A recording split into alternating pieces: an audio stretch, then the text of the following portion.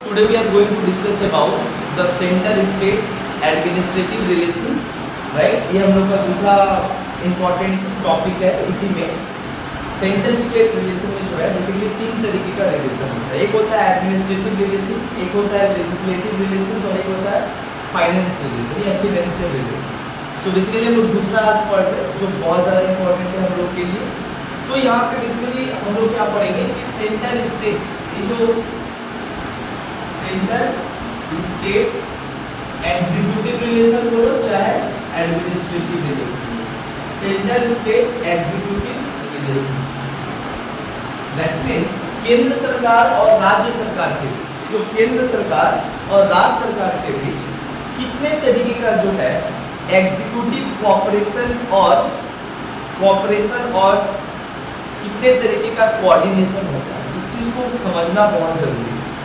जैसे कि तुम लोगों को पता है कि लेजिस्लेटिव रिलेशन में हम लोग देखें कि सेंटर और स्टेट के बीच जो है बहुत तरीके का लेजिस्लेटिव कोऑपरेशन होता है।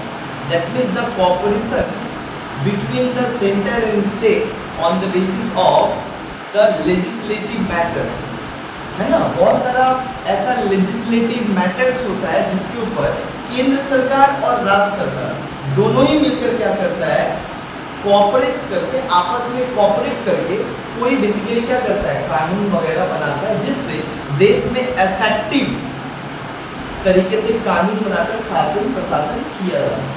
उसी तरीके से centre state administrative relations means the relationship between the state and centre on the basis of the executive matters. What kind of executive matters in which there is the cooperation between the center and state is very necessary and very essential for the effective governance of the India as well as state।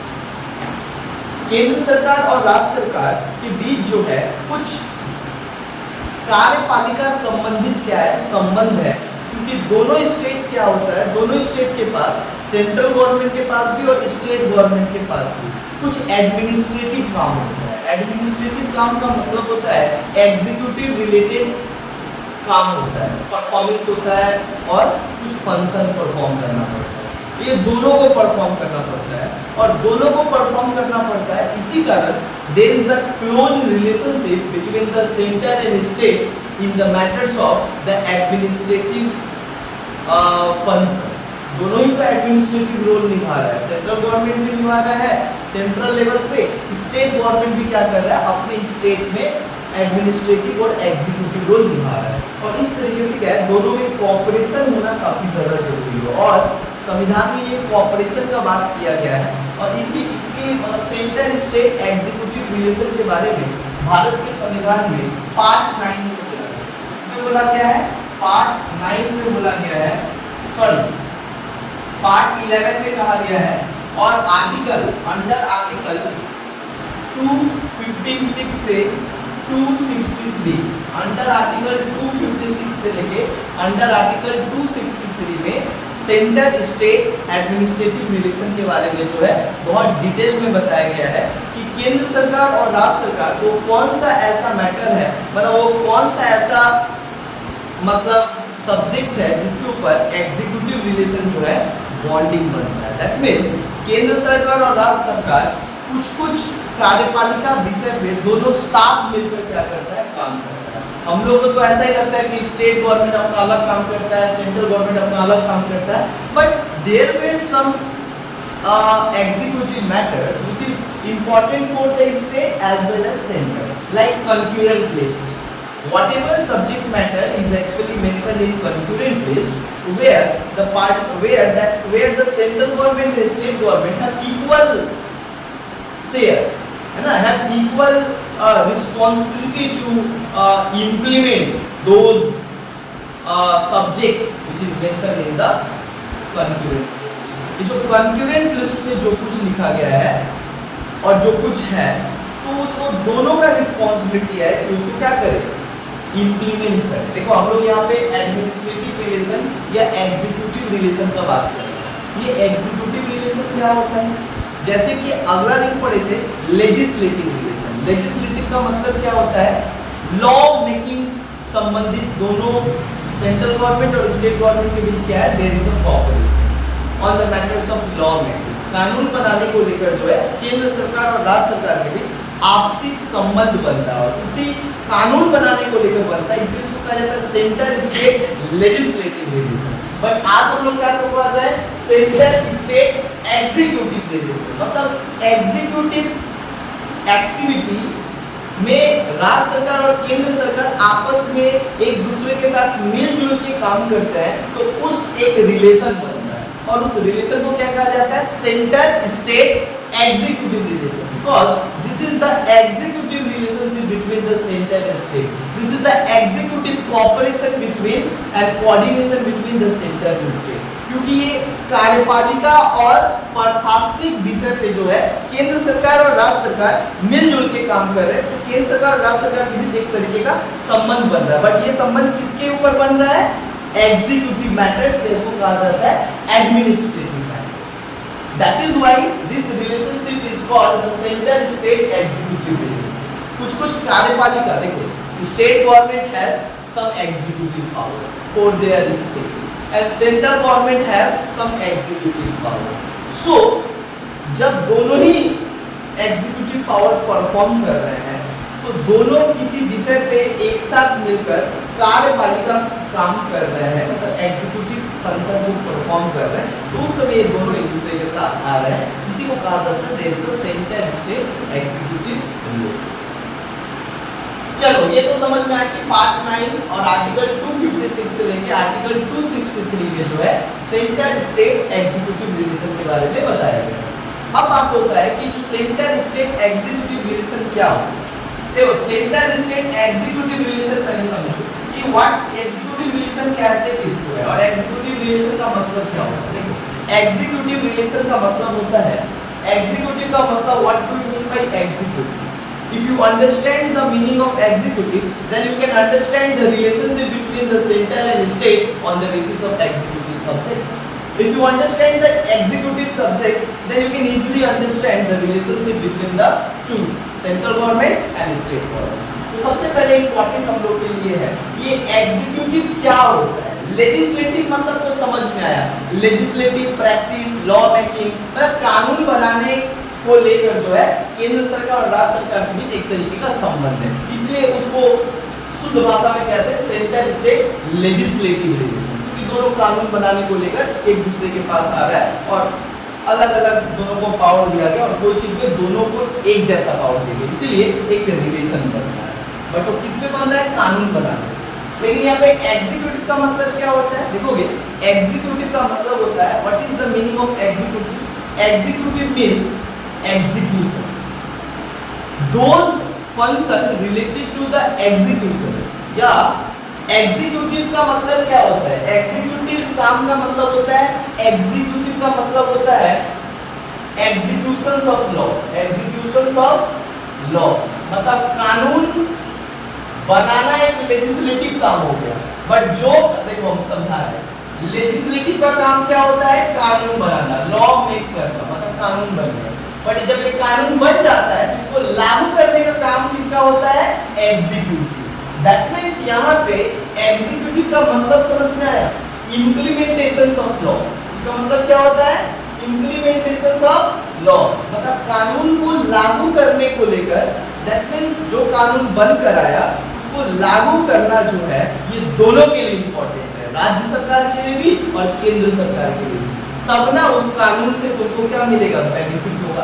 तब ना उस कानून से जो है समाज में जो है कम से कम क्या होगा, क्राइम होगा और कम से कम क्या होगा, जो कुछ भी मतलब इश्यूज है वो कम होगा।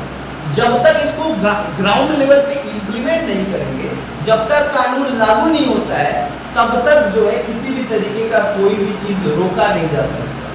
चोरी या रेप या किसी भी तरीके का, जब तक कानून बन गया, बनने से नहीं होता है भाई, कानून ग्राउंड लेवल पे इम्प्लीमेंट होना चाहिए। The execution and the implementation is an very important function of the central government as well as state government. कानून तो सेंट्रल गवर्नमेंट भी बना रहा है, कानून तो स्टेट गवर्नमेंट भी बना रहा है, बट ये कानून तभी फायदा करेगा जब ये डिसाइड होगा कि वो कानून क्या पूरा ग्राउंड लेवल पे लागू हो रहा है, हर जगह लागू हो रहा है ना? It is a very important question. So the executions of law at the ground level and at the grassroots level is very important for center as well as. Suppose that central government के द्वारा कोई कानून बनाया, तो central government किसके ऊपर कानून बनाता है? यूनियन लिस्ट के ऊपर कानून बनाता है. तो जब वो यूनियन लिस्ट पे कानून बनाया तो उसी के पास पावर है. तो ये जो कानून बना सेंट्रल गवर्नमेंट का ही तो काम होता है ना कि स्टेट, बहुत सारा तो स्टेट है ना, every state has their own government और स्टेट का अपना सरकार होता है. तो क्या होता है उस स्टेट में सब उसका चलता है. तो इस सेंट्रल गवर्नमेंट को तो स्टेट से कोऑपरेशन करना पड़ेगा ना भाई कि हम जो सेंट्रल लॉ बनाए हैं वो पूरे भारत के लिए कानून है. तो तुम्हारा भले मेरे पार्टी से बात अलग है, पार्टी नहीं मिलता है, ऑपोजिशन है, लेकिन ये देश के लिए तो पूरे देश में लागू करना, चाहे विपक्ष हो चाहे पक्ष, चाहे ऑपोजिशन सरकार हो स्टेट में चाहे अपना सरकार हो, तुमको लागू करना पड़ेगा. तो ये सेंट्रल गवर्नमेंट को इन सारे स्टेट से, जितना भी भारत में स्टेट है उनके साथ क्या करना पड़ेगा, एक रिश्ता रखना पड़ेगा ताकि क्या हो, जो ये कानून बना के दे तो इसका स्टेट क्या करे, ठीक ठाक तरीके से अपने स्टेट में क्या करे, लागू करे. तो इसके लिए क्या बनेगा, there is a cooperation between the centre and state on the matters of the implementation of law. कानून को लागू करने में राज्य सरकार और केंद्र सरकार दोनों को ही क्या है, आपने एक साथ आना पड़ रहा है ताकि अच्छे से पूरे देश में कानून को क्या किया जा सके, लागू किया जा सके, प्रशासन अच्छे से चलाया जा सके. समझ में आ रहा है? प्रशासन का मतलब क्या होता है? एक तो काम है implementation law, implementation of law, कानून को लागू करना पूरे देश में. दूसरा काम क्या होता है सेंट्रल गवर्नमेंट और स्टेट गवर्नमेंट का. सेंट्रल गवर्नमेंट और स्टेट गवर्नमेंट का काम होता है टू एडमिनिस्टर द कंट्री. दूसरा काम होता है एग्जीक्यूटिव का क्या, to maintain law and order, to maintain law and order, कानून का क्या करना, पालन करना, to maintain law and order in state and in the country. देश में किसी भी तरीके का कानून का कोई उल्लंघन ना करे, इसके लिए राज्य सरकार अपने राज्य में देखता है कि मेरा कानून का कोई उल्लंघन ना करे और केंद्र सरकार पूरे देश में देखता है कि कहीं कानून के विपरीत काम ना. समझ में आया? तो यहाँ पे काम है, राज्य सरकार का भी काम है, केंद्र सरकार का भी काम है. इसीलिए वो दोनों आपस में क्या करते हैं, एक साथ आते हैं क्या करने के लिए, कोऑपरेट करेंगे तब ना जाके पूरे देश में अच्छे तरीके से कानून लागू होगा. समझ में आ रहा है? और अच्छे तरीके से कानून लागू होगा तो देश में उतना ज्यादा अपराध कम होगा, उतना ज्यादा क्राइम रुकेगा, रोक लगाया जा सकता है. तो इनको तो एक साथ आना पड़ेगा ना. दोनों अगर अपने अलग अलग डायरेक्शन में चल रहे हैं तो इम्प्लीमेंट कैसे होगा? सबसे बड़ा बात तो होता है implementation and the primary function of executive and देखो एग्जीक्यूटिव का मतलब ही होता है कि लॉ रिलेटेड, मतलब इम्प्लीमेंटेशन वाला काम है ना, एडमिनिस्ट्रेशन वाला काम है ना, प्रशासन ये सब, अपॉइंटमेंट रिलेटेड, अपॉइंटमेंट रिमूवल, इसके लिए तो बहुत सारा ऑफिसर सेंट्रल गवर्नमेंट, देखो ये बहुत सारा सेंट्रल ऑफिसर और बहुत सारा स्टेट ऑफिसर होते हैं. तो स्टेट ऑफिसर भी स्टेट में काम करता है, वो तो अपना ही स्टेट का होता है, जबकि जो सेंट्रल गवर्नमेंट का जो एम्प्लॉइज होता है वो भी तो किसी दूसरे स्टेट में जाकर काम करता है, सेंट्रल गवर्नमेंट के लिए काम करता है या कोई स्टेट गवर्नमेंट के लिए काम करता है. तो वहां पे भी तो क्या होता है, केंद्र सरकार का तो इंसान है ना, बट काम कर रहा है राज्य सरकार में. तो राज्य सरकार में वो ठीक ठाक तरीके से काम करे, इसके लिए राज्य सरकार को क्या करना पड़ेगा, राज्य सरकार उसके ऊपर निगरानी रखता है ना, बट ऊपर से ये निगरानी रखता है कि हमारे सेंट्रल एम्प्लॉइज को गलत तरीके से राज्य सरकार ये ना करे. समझ में आ रहा है? तो एक तरीके का क्या है, वहां पे भी एक बॉन्ड बनता है, सेंट्रल गवर्नमेंट और स्टेट गवर्नमेंट आपस में एक दूसरे के साथ क्या करता है, कोऑपरेशन करता है. चलो अब समझाते हैं ब्रॉडर तरीके से. अच्छा एग्जीक्यूटिव मतलब समझ में आया? एग्जीक्यूटिव का मतलब क्या हुआ कि किसी भी कानून को लागू करने को लेकर जो है राज्य सरकार और केंद्र सरकार दोनों के लिए इंपॉर्टेंट है कि कानून को लागू करना. केंद्र सरकार के लिए इंपॉर्टेंट है कि पूरे देश में लागू करना और राज्य सरकार के लिए इंपॉर्टेंट है कि अपने राज्य में लागू करना. तो दोनों का ही तो काम एग्जीक्यूटिव रिलेटेड है. और केंद्र सरकार पूरे देश में तभी कानून लागू कर सकता है जब सारे राज्यों के साथ उसका क्या होगा, एक अच्छा रिलेशन और कोऑपरेशन होगा, सहयोग होगा, है ना, कोऑर्डिनेशन होगा, तब ना जाके राज्य सरकार, केंद्र सरकार का कानून राज्य में भी क्या होगा, लागू होगा. सपोज दैट आयुष्मान योजना, है ना, आयुष्मान योजना, ये जो घर आवास योजना, ये कौन सा है? This all are the central scheme, but this scheme किसके लिए? पूरे देशवासियों के लिए। अब ये पश्चिम बंगाल में जो रह रहा है, बंगाल में जो रह रहा है, उत्तर प्रदेश में जो रह रहा है, सबके लिए तो ये, सभी लोगों के लिए तो ये आवास योजना, प्रधानमंत्री आवास योजना और तुम्हारा आयुष्मान भारत, ये सब क्या है ना, सबके लिए है।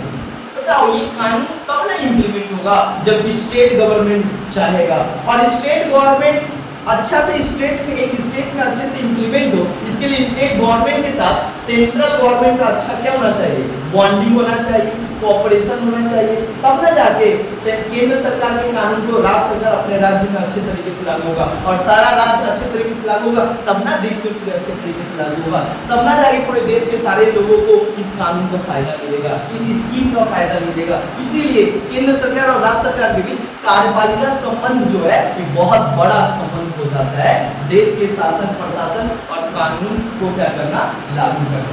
चलो आप देखो आगे बताओ, अब आगे बताते हैं। देखो सेंट्रल और स्टेट का जो एग्जीक्यूटिव रिलेशन है, इसको हम लोग अलग अलग तरीके से समझेंगे। पहले समझेंगे कि सेंट्रल और स्टेट कहां-कहां पे जो है बेसिकली क्या करता है, एग्जीक्यूटिव काम करता है। जैसे तुम लोगों को पता है कि सेंट्रल गवर्नमेंट जो है वो बेसिकली क्या होता है, सेंट्रल गवर्नमेंट का जो यूनियन लिस्ट होता है, इसको कहा जाता है central list. Central government work on the union subject, जो यूनियन सब्जेक्ट में जो कुछ मेंशन होता है, उस दिन पढ़ाया था 97 98 मैटर क्या होता है, यूनियन का होता है। जैसे सेंट्रल गवर्नमेंट क्या करता है, उसका एक लिस्ट है, यूनियन लिस्ट। तो इस यूनियन लिस्ट पे जो भी कानून बन जाता है, बट बनने के बाद जब लागू करने का बात आता है, तो ये पूरा ऑल ओवर इंडिया में लागू होगा ना, तो ये लागू करने का जिम्मेदारी किसका होता है, सेंट्रल गवर्नमेंट का। उस समय स्टेट गवर्नमेंट क्या करेगा, स्टेट गवर्नमेंट इसको नहीं रोकेगा, भाई ये तो मेरा मैटर है। जैसे कोई नया नियम निकाला, यूनियन लिस्ट में क्या आता है, रेलवे, मान लो कोई रेलवे का लॉ आया कि अब रेलवे का एक लॉ आया, भैया अब जो है किराया इतना रुपया, अब जो इतना रुपया होगा, railway is the subject of central government. केंद्र सरकार के अंदर आता है रेल, इंडियन रेल, इसलिए देखो कभी कहीं नहीं लिखा रहता वेस्ट बंगाल रेलवे, हर जगह क्या लिखा रहता है, Indian railway, because Indian railway is under the subject of union list. और यूनियन लिस्ट में जो सब्जेक्ट आता है उस पे कानून बनाने का और कानून लागू करने का, उसके ऊपर सब कुछ काम करने का अधिकार किसको देता है, संविधान, सेंट्रल गवर्नमेंट का। उसी तरीके से रेलवे हो गया, रेलवे के बाद डिफेंस है ना, रेलवे का बाद डिफेंस। अच्छा, ये जो डिफेंस, पूरा भारत का डिफेंस किसके कब्जा में होता है, केंद्र सरकार। तो बैरकपुर छावनी हो, फोर्ट विलियम कॉलेज हो, उधर मुर्शिदाबाद हो, ये भले पश्चिम बंगाल के जमीन पे ही लोग रहता है, लेकिन ये आदमी किसका है, केंद्र सरकार। समझ में आ रहा है, केंद्र सरकार। क्यों? क्योंकि defence is the subject of union list, है ना। तो अभी जो सेंट्रल लिस्ट का एक यूनियन लिस्ट के ऊपर क्या होता है, पूरा अधिकार होता है, और इन सारे कानूनों को लागू करने का काम किसका होता है, सेंट्रल गवर्नमेंट। क्लियर हुआ, सेंट्रल गवर्नमेंट। और ये लागू करने को लेकर सेंट्रल गवर्नमेंट क्या करता है, बहुत सारा डायरेक्टिव्स देता है। किसको? देखो ध्यान दो, सेंट्रल गवर्नमेंट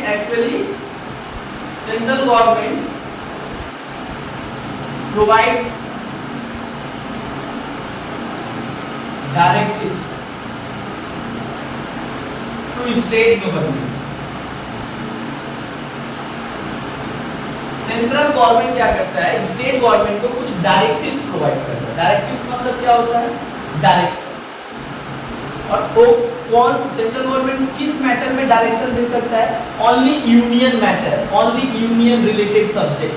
मतलब जो सब्जेक्ट यूनियन लिस्ट में मेंशन है, उसी पे केंद्र सरकार क्या कर सकता है, राज्य सरकार को डायरेक्शन दे सकता है या डायरेक्टिव दे सकता है। अब देखो ये क्या क्या देता है, सेंट्रल गवर्नमेंट क्या डायरेक्टिव देता है, ध्यान दो। पहले डायरेक्टिव देता है कि देखो भैया, जितना भी जो कम्युनिकेशन है, कम्युनिकेशन मतलब जितना भी टेलीफोन वगैरह है, ये तो सेंट्रल के अंतर्गत आता है। टेलीफोन बेसिकली किसके अंतर्गत आता है, टेलीफोन, ये सारा मतलब telephone communication is the subject of union list. अब ये यूनियन लिस्ट के अंतर्गत आने का पूरे भारत में अच्छे से कम्युनिकेशन हो, इसके लिए भारत सरकार क्या करता है, पूरे भारत में टेलीकॉम कंपनी रखा हुआ है भारत का खुद का, है ना, और दूरदर्शन, और उसके बाद क्या होता है भारत पूरे मतलब भारत सरकार क्या करता है, पूरे केंद्र सरकार पूरे देश में जाकर क्या करता है, ये सारा कुछ टावर वगैरह अच्छे से लगाता है, कनेक्शन देता है ताकि सब लोग को अच्छे से कनेक्टिविटी। तो कनेक्टिविटी जो देता है तो सेंट्रल गवर्नमेंट क्या करता है, जो जो राज्य में ये सब है, कि भारत का केंद्र सरकार का अलग कोनो राज्य थोड़ी हो, तो पूरा भारत के ऊपर देखता है ना, तो उस समय स्टेट को क्या डायरेक्टिव देता है, पहले डायरेक्टिव देता है to maintain and protect the construction and communication system. तुम्हारे राज्य में जो कुछ भी जो है कम्युनिकेशन रिलेटेड इंफ्रास्ट्रक्चर है, वो सबको देख रेख करने का काम किसका होता है, राज्य सरकार का होता है, क्योंकि वो राज्य में आता है ना, इसी। दूसरा क्या देता है डायरेक्टिव, देखो दूसरा देता है रेलवे। तुमको पता है रेलवे का पायलट से लेके रेलवे का टीटी से लेके सब, railway is the subject of union list. और यूनियन लिस्ट पे किसका पावर होता है, और कौन यूनियन लिस्ट पे उसके पास पावर होता है सब कुछ करने का, सेंट्रल गवर्नमेंट। तो सेंट्रल गवर्नमेंट, बट रेल तो पूरे देश में चलता है, हर एक स्टेट में चलता है, बट रेल के ऊपर किसी सरकार स्टेट का कोई रोल नहीं होता है, मतलब state has no power over the railway का, मतलब राज्य सरकार का कोई बेसिकली शक्ति नहीं होता है रेल को लेकर, रेल विषय। तो उन सारे विषयों को बोलता है रेल को प्रोटेक्ट करना। ध्यान दो, to protect the railway is the essential function of state and it is the directives given by central government. केंद्र सरकार क्या करता है, राज्य सरकार को, सारे राज्य सरकार को, 2800 राज्यों को क्या देता है, डायरेक्टिव्स दिया है। क्या डायरेक्टिव्स दिया है, रेलवे का हिफाजत करना।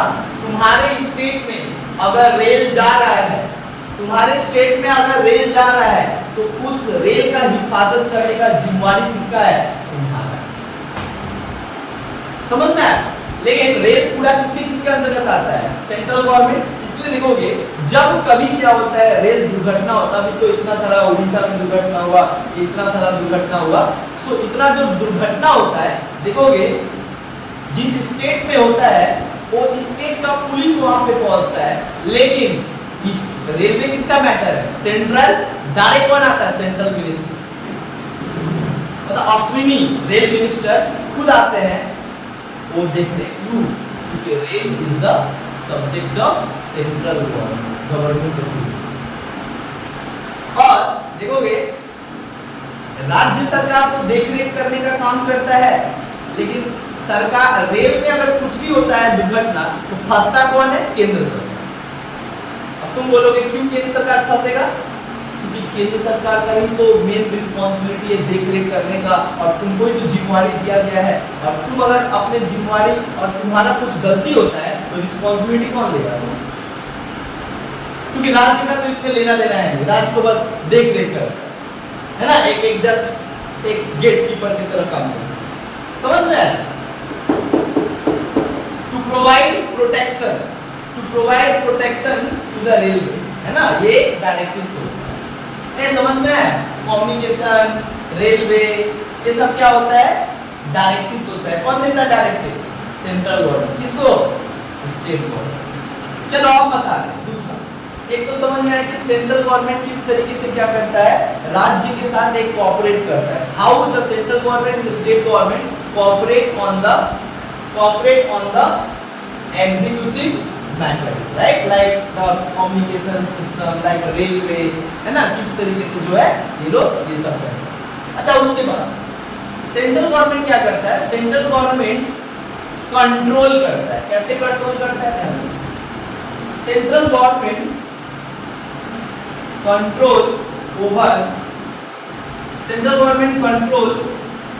Control the state in some matters. कुछ ऐसा मैटर्स है जहां पे सेंट्रल गवर्नमेंट क्या करता है, जहां पे सेंट्रल गवर्नमेंट क्या करता है, स्टेट के ऊपर नियंत्रण करता है। स्टेट के ऊपर क्या करता है, समझो तो एक तरीके का नियंत्रण करता है। मतलब central government possess higher position and due to the higher position central government try to control the state administration. State का जितना कार्यपालिका संबंधित काम होता है, सेंट्रल गवर्नमेंट क्या करता है, उसको मतलब कंट्रोल करता है, नियंत्रण करता है। इसी को लेके बार बार क्या होता है, स्टेट गवर्नमेंट क्या करता है, बार बार केंद्र सरकार को क्या करता है, इसको गाली देता है तो हमारे काम में क्या करता है ना।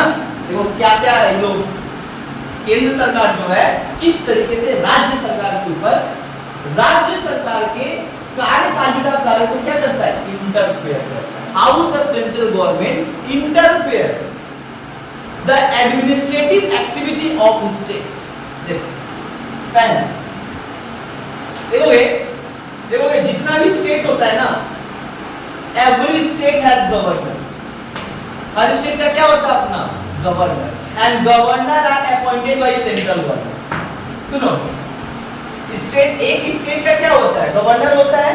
सारे स्टेट का 28 स्टेट का गवर्नर होता है, बट जितना 28 स्टेट का गवर्नर होता है, जो एक स्टेट में जाके काम करता है, और जो गवर्नर होता है वो कॉन्स्टिट्यूशनल हेड होता है उस स्टेट का, जिस स्टेट को अपॉइंट होता है। बट ये सारे 28 स्टेट का अपॉइंटमेंट कौन करता है, सेंट्रल गवर्नमेंट। मतलब ध्यान दो, अपॉइंटमेंट ऑफ गवर्नमेंट कैसे ये कंट्रोल करता है, बाय अपॉइंटमेंट ऑफ गवर्नर। हर एक स्टेट का अपना अपना गवर्नर होता है। जैसे वेस्ट बंगाल कौन है, सीवी आनंदा बोस। कौन है वेस्ट बंगाल का, याद रखो भाई, पॉलिटिकल साइंस के स्टूडेंट हैं। वेस्ट बंगाल का गवर्नर कौन है, सीवी आनंदा बोस।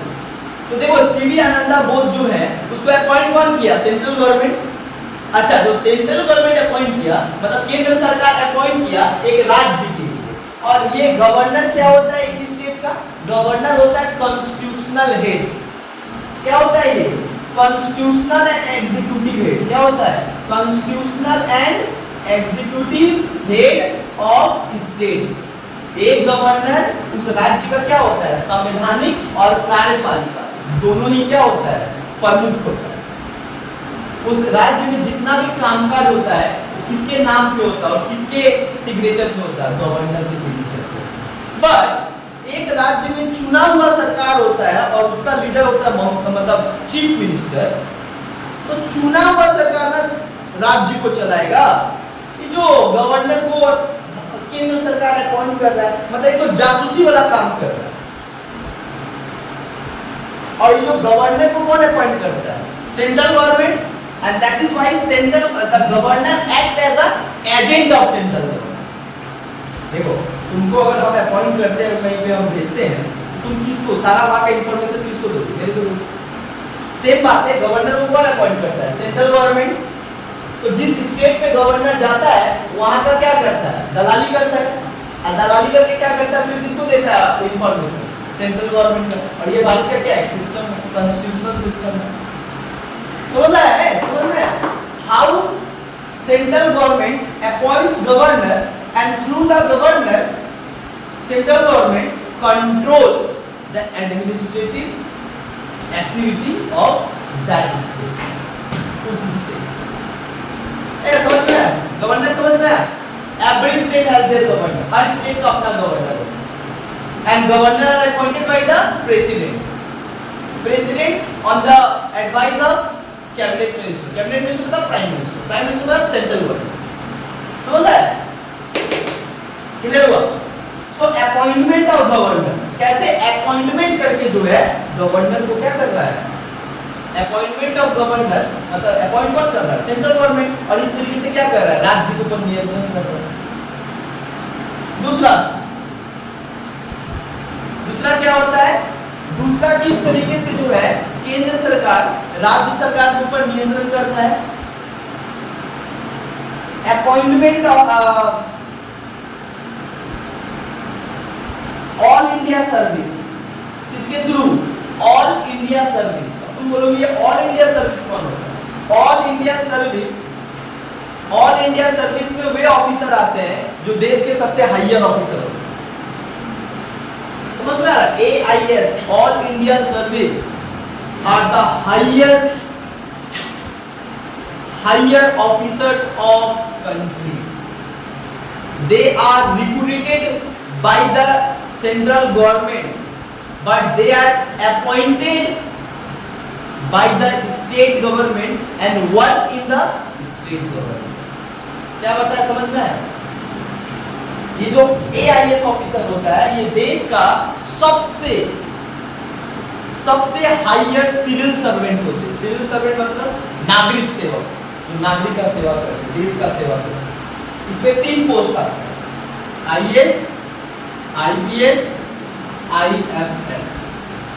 तो स्टेट में तो IFS नहीं होता है, इसको हम लोग नहीं पढ़ेंगे, लेकिन ये चीज 2 चीज दिखता है, IAS एंड IPS. अभी जो IAS अधिकारी होता है, ये IAS अधिकारी जो होता है इसको रिक्रूट कौन करता है? रिक्रूट का मतलब होता है इनका एग्जाम कौन लेता है? एग्जाम लेता है UPSC. And UPSC is a central body, मतलब central body conducted by central government. UPSC के तहत एग्जाम होता है IAS और IPS. तो ये लोग जो एग्जाम देते हैं UPSC से क्वालिफाई करते हैं. तो UPSC का एग्जाम कौन कंडक्ट करवाता है? Central government. मतलब ये सेंट्रल गवर्नमेंट क्या करता है? एग्जाम कंडक्ट करवाता है IAS और IPS का. अच्छा, एग्जाम कंडक्ट कौन करवाता है? Central government. ट्रेनिंग कौन करवाता है? Central government. और जब एक ट्रेनिंग हो जाता है इनका, जब सीख जाते हैं सब कुछ काम कैसे करना है, they are the higher executive officer. They are called the higher non political executive officer of country. They are recruited and trained by the central government, but they work for the state government and also they are appointed by the state government. तो यहाँ पे समझ में training कौन दिया? Central government. इनको exam कौन दिलवाया? मतलब रिक्रूटमेंट कौन किया? Central government. बट उसके बाद ये काम कहाँ करते हैं? एक स्टेट में, एक राज्य में काम करते हैं. अच्छा, राज्य में काम करते हैं तो इनको अपॉइंट कौन करता है? राज्य सरकार, स्टेट गवर्नमेंट. और एक और बात, काम करते हैं राज्य सरकार, किसके नियंत्रण में काम करते हैं? राज्य सरकार के नियंत्रण में. चीफ मिनिस्टर का बात मानना पड़ेगा IAS को, DM को. State government can suspend the IAS and IPS officer if they misuse there activity. अगर IAS IPS भी गलत काम करते हैं और ठीक ठाक तरीके से काम नहीं करते, फांकीबाजी करते हैं, तो स्टेट गवर्नमेंट के पास पावर होता है कि इन सबको IAS और IPS को हटा दे, जो सबसे उच्च आला अधिकारी होते हैं. Chief minister have power, that means state government has power to remove the IAS IPS from his and her post if he perform misbehaviour, if he perform disloyalty towards the state. अगर राज्य सरकार से क्या करते हैं, ये लोग ठीक ठाक से तालमेल मिला के नहीं रखते हैं और राज्य सरकार के विपरीत काम करते हैं, तो राज्य सरकार को छुट्टी कर देते हैं, suspend. But state government can only suspend this officer, not terminate.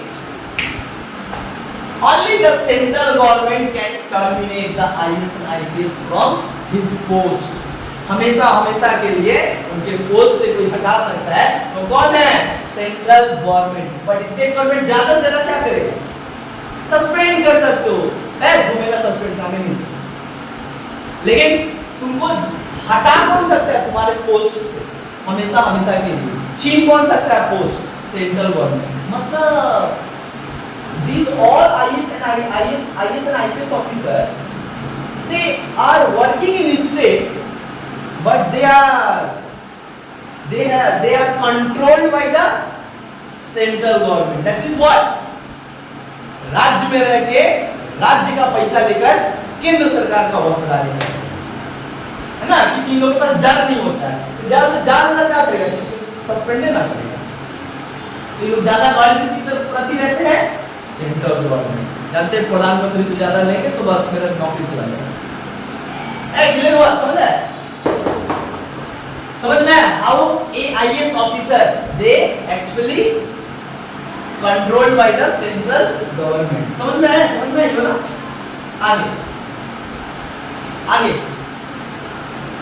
आगे क्या है कि कुछ और मैटर्स हैं जहां पे सेंट्रल गवर्नमेंट क्या करता है, कंट्रोल करता है state. Central government control the state administration in some situation. तो कौन सा सिचुएशन है, ध्यान दो। तीसरा कौन सा तरीका है जहां पे सेंट्रल गवर्नमेंट स्टेट गवर्नमेंट को क्या करता है, कंट्रोल करता है। ये है हमारा, देखोगे जो सेंट्रल गवर्नमेंट होता है तो स्टेट गवर्नमेंट को अलग अलग तरीके से कंट्रोल करता है। जैसे आर्टिकल 356, आर्टिकल 356 क्या कहता है कि इफ, ध्यान दो, आर्टिकल 356 में बात किया गया है प्रेसिडेंशियल इमरजेंसी का। प्रेसिडेंशियल इमरजेंसी, प्रेसिडेंशियल इमरजेंसी को ही कहा जाता है स्टेट इमरजेंसी। क्या कहा जाता है, स्टेट इमरजेंसी। ध्यान दो, how central government control the whole administrative system of state during this situation. अब ये कब सिचुएशन पैदा होता है, कब केंद्र सरकार राज्य सरकार को पूरे तरीके से राज्य सरकार के पावर को छीन के सारा राज्य का पावर किसके पास ले लेता है, अपने पास ले। सुनो कब, आर्टिकल 356 कहता है इफ स्टेट, क्या बता रहे, ध्यान देना, if state are not able to maintain law and order in the state, या जब राज्य सरकार क्या करता है अपने देश में कानून व्यवस्था को जो है बनाए नहीं रख पाता है और खूब दंगा हो जाता है और संविधान के अनुसार और कानून में जैसे कहा गया है शासन चलाना उसके विपरीत चलाता है, तो स्टेट उस समय क्या होगा कि सेंट्रल गवर्नर क्या करेगा, प्रेसिडेंट को जो है रिपोर्ट सौंपेगा और प्रेसिडेंट क्या करेगा, उस स्टेट में प्रेसिडेंशियल इमरजेंसी लगाएगा। कौन सा आर्टिकल के through, article 356। That means Article 356 gives the power to the President of India if state does not protect and does not maintain the law and order as per the constitution and law. In that situation, President can proclaim presidential emergency on that state. और जैसे ही presidential emergency आएगा, all the power of state government are abstract, सारा राज्य सरकार का power क्या होता है, छीन लिया जाता है, and the power of the state government goes to the central government and now the governor act as the, मतलब उस समय क्या होगा कि जो राज्यपाल होगा वो पूरे राज्य को क्या करेगा, सेंट्रल गवर्नमेंट के डायरेक्टिव से चलाएगा। मतलब central government rule over the state during the presidential emergency. मतलब यहाँ पे भी समझ में आ रहा है, अगर राज्य सरकार ठीक ठाक तरीके से कानून व्यवस्था और लॉ एंड ऑर्डर को मेंटेन नहीं कर पाता है अपने राज्य में और इसमें विफल हो जाता है, तो उस सिचुएशन में केंद्र सरकार राष्ट्रपति से कहकर राष्ट्रपति शासन लगा देता है राज्य में, और जैसे ही राष्ट्रपति शासन लगता है राज्य का पावर समाप्त हो जाता है और केंद्र सरकार डायरेक्ट राज्य को क्या करता है, रूल करता है। समझ आया है? एक और तरीका समझो, आर्टिकल 352, ध्यान समझो, आर्टिकल 350 में क्या बताया जाता है कि देयर इज सम सिचुएशन, कभी ऐसा अगर सिचुएशन आ जाए, suppose that there is an external attack on India by the another country, in that time president can proclaim, president has power to proclaim the national emergency in the country, and during that time all the state government they lost their power and state are controlled and regulated by the central government during the national emergency. National emergency, article 352 क्या बताता है? National emergency, इसको हिंदी में कहते हैं राष्ट्रीय आपातकाल। और ये कब होता है? External war. एक्सटर्नल वॉर, मान लो कोई चाइना भारत के ऊपर अटैक कर दिया, उस समय भारत अपने आप को बचाने के लिए सारे राज्य की पावर को क्या करता है? छीन लेता है ताकि मजबूत हो पाए और डिसीजन लेता है जबरदस्त तरीके से। सो इसे कहा जाता है नेशनल इमरजेंसी। तो नेशनल इमरजेंसी के टाइम पे सारा स्टेट का पावर क्या होता है? राज्य ले लेता है, ऑटोमेटिक चल जाता है। समझ आया? 352। तीसरा आर्टिकल 360, तीसरा कौन सा तरीका है? Article 360, article 360। देखो आर्टिकल 360 क्या बोलता है? Financial emergency, financial emergency, financial emergency. अरे देखो भाई, फाइनेंशियल इमरजेंसी को कहा जाता है वित्तीय आपातकाल। जब अचानक कभी, आज तक तो भारत में वित्तीय आपातकाल नहीं लगा था, एक बार लगने वाला था 1990 के टाइम पे, बट बच गया, मनमोहन सिंह बचा दिया। क्या होता है हम बता दें। वित्तीय आपातकाल का मतलब क्या होता है? देश में पैसा नहीं है देश को चलाने के लिए, देश के पास पैसा नहीं है चलाने के लिए देश को। तो उस सिचुएशन में, ऐसा जब देश का सिचुएशन आता है, उसमें प्रेसिडेंट आर्टिकल 360 के तहत फाइनेंशियल इमरजेंसी लगा देते हैं पूरे देश में। और फाइनेंशियल इमरजेंसी जब लग जाता है तो सेंट्रल गवर्नमेंट क्या करता है? स्टेट गवर्नमेंट, स्टेट गवर्नमेंट में जितने भी सारे लोगों को, एक स्टेट में, पूरे एक स्टेट में जितने भी लोगों को क्या होता था? तनख्वाह मिलता था, सेंट्रल गवर्नमेंट से मिलता था या स्टेट गवर्नमेंट से जो तनख्वाह मिलता था, वो तनख्वाह को सेंट्रल गवर्नमेंट स्टेट गवर्नमेंट को डायरेक्ट ऑर्डर देता है कि तनख्वाह कम करो, अब नहीं मिलेगा पैसा। देश के पास पैसे नहीं है, तुमको कहाँ से पैसा मिलेगा? समझ में आ रहा है? देखो बहुत सारा तो सेंट्रल एम्प्लॉइज है ना, और बहुत सारा सेंट्रल स्टेट एम्प्लॉइज है, जहाँ पे केंद्र सरकार 60% पैसा देता है और राज्य सरकार 40% पैसा देता है। Like teacher, education, concurrent list में जो कुछ आता है, आधा से ज्यादा सेंट्रल पैसा देता है और आधा से हल्का कम कर देता है स्टेट, और दोनों मिलजुल के क्या करता है? कोई काम करता है। जैसे हेल्थ, हेल्थ बोल रहा है, एजुकेशन क्या है? एजुकेशन, जो शिक्षा है, जो सरकार तुम्हारा पैसा आधा खर्चा करता है, central government plus state government दोनों मिलकर क्या करता है? टीचर को सैलरी देता है। एक जो टीचर है उनको जो है बेसिकली केंद्र सरकार और राज्य सरकार दोनों से पैसा मिलता है। बट मान लो अचानक इमरजेंसी हो गया, देश में पैसा नहीं, तो क्या बोलेंगे? तो अब इनका भी पैसा इनका भी टालना है, तो सेंट्रल गवर्नमेंट डायरेक्ट स्टेट को बोलेगा कि अब हम लोग जो पैसा देते थे 60% और 40% नहीं देगा, हम लेंगे 20% और तुम दोगे 20%, 50% पैसा मिलेगा। मतलब 1 लाख अगर सैलरी था तो 50,000। समझ आया? क्लियर हुआ? सो इसको कहा जाता है आर्टिकल 360 फाइनेंशियल इमरजेंसी। आगे देखो, अब हम लोग आ रहे हैं कि कोऑपरेशन कहाँ है। यहाँ तक तो सब तुम लोग देख रही हो कि केंद्र सरकार जो है, केंद्र सरकार कैसे राज्य सरकार के ऊपर जो है नियंत्रण कर रहा है। How central government control over the state government by different method, है ना, by different post, by different, है ना, different constitutional post, different constitutional mechanism, है ना।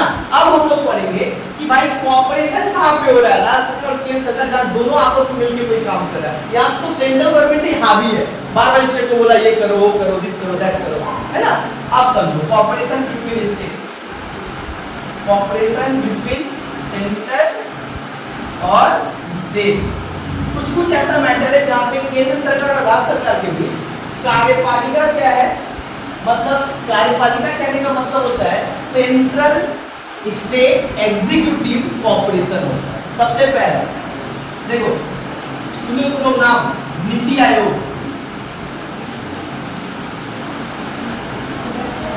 नीति आयोग सुने हो नाम? देखो नीति आयोग, नीति आयोग, हाँ। तो यहाँ पे क्या बोला गया है? नीति आयोग। नीति आयोग क्या है तुम लोगों को पता है? नीति आयोग क्या है? एक इंटर स्टेट या जिसको कहा जाता है इंटर गवर्नमेंटल, ये क्या है? थिंक टैंक है। ये क्या थिंक टैंक है? थिंक टैंक का मतलब होता है एक non constitutional and स्टेटरी body. NITI Aayog जो है बेसिकली क्या है? एक तुम्हारा इंटर स्टेट काउंसिल है ना, इंटर स्टेट इसको कहा जाता है काउंसिल। क्या कहा जाता है इसको? NITI Aayog is called inter state council. NITI Aayog में क्या होता है कि सेंट्रल गवर्नमेंट और सारा स्टेट गवर्नमेंट दोनों से मिलकर बनता है क्या? नीति आयोग। नीति आयोग जो है केंद्र सरकार और सारे राज्य सरकार को लेकर बनता है नीति आयोग। अच्छा, ये जो नीति आयोग है ये क्या है? NITI Aayog is non constitutional body. Non constitutional body मतलब ये कोई संवैधानिक अंग नहीं है, संविधान में इसका कोई जिक्र नहीं किया गया। It is called the think tank body. तो क्या कहा जाता है? थिंक टैंक का तो क्या कहा जाता है? Think tank. अरे पहले नीति आयोग का नाम था प्लानिंग कमीशन। क्या नाम था? प्लानिंग कमीशन, जो नेहरू बनाए थे। बट जब मोदी जी आए तो प्लानिंग कमीशन जो है काफी लॉन्ग टर्म गोल, मतलब लॉन्ग टर्म गोल था, मतलब एक बहुत लंबा 5 साल के लिए कुछ योजना लेते थे और 5 साल में उसको पूरा करते थे। बट मोदी जी आए तो वो तो उतना लंबा समय में जो है हम लोग जो है नहीं कर सकते। ठीक है, अरे भाई तुम लोग थोड़ा जाओ। तो यहाँ पे जो है नीति आयोग में एक चीज क्या हम लोग यहाँ पे समझ में आया कि नीति आयोग जो है इंटर स्टेट काउंसिल है। It is the body of inter state council, है ना, इंटर स्टेट काउंसिल बेसिकली है। अब देखो ये नीति आयोग क्या हुआ 2015 में जो है बेसिकली क्या हुआ, इसका नाम 2015 में जो है बेसिकली प्लानिंग कमीशन जो है, प्लानिंग कमीशन का नाम जो है नीति आयोग किया गया कब? 2015 में। इधर से उस में काट सकते, उधर काट सकते।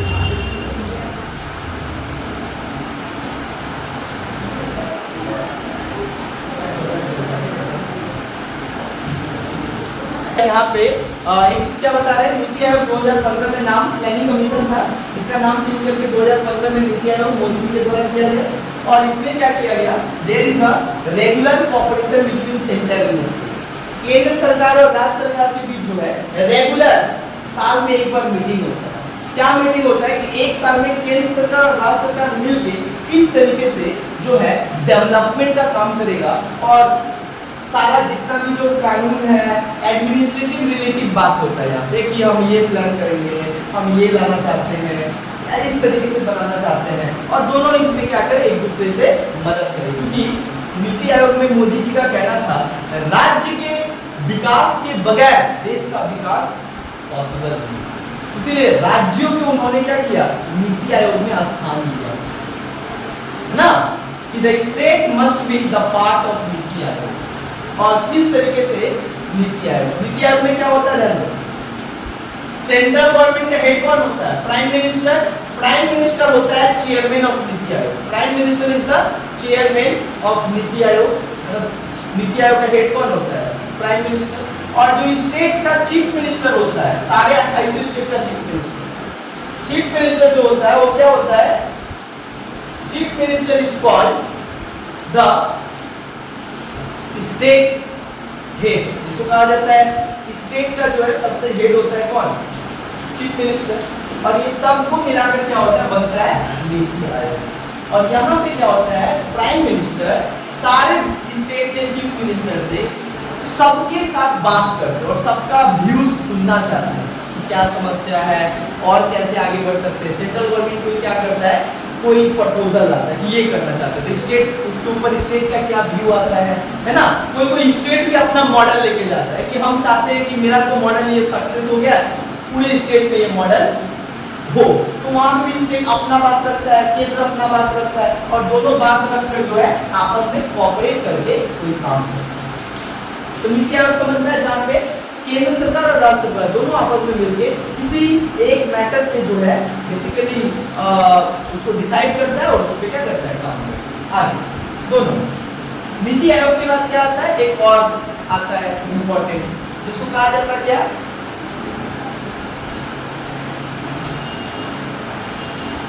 इसको क्या कहा जाता है? नीति आयोग के बाद और भी बहुत सारा ऐसा मैटर है जहाँ पे केंद्र सरकार और राज्य सरकार का क्या देखने को मिलता है? कॉर्पोरेशन देखने को मिलता है, जिसको ये कहा जाता है हम लोग तुम्हारा नेशनल